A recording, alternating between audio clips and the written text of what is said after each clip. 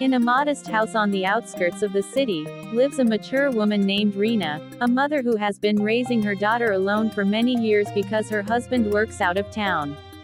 Rina and her daughter Saki live a quiet, peaceful life together. One day, Saki comes home with a happy smile and introduces her new boyfriend, Haruto. For Saki, this is a very special moment. But for Rina, Haruto's arrival stirs up deep concern as a highly protective mother. Rina begins to feel uneasy. She worries whether Haruto can truly be a good partner for her daughter. With the intention of protecting Saki, Rina decides to test Haruto's character in her own way. She starts creating difficult situations to examine his loyalty and maturity. Gradually, the atmosphere in the house becomes more complicated. Haruto, who at first seemed like an ordinary young man, finds himself trapped in an inner conflict between his feelings for Saki and the pressure from Rina. Meanwhile, Rina herself begins to struggle with her own emotions.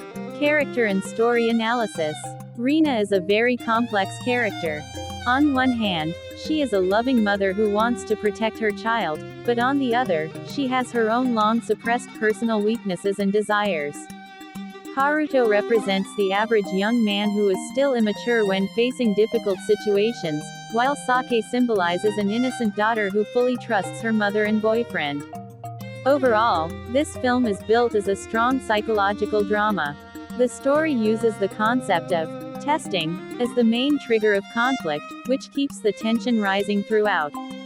The storytelling technique effectively shows how a decision made with good intentions can turn into something far more complicated.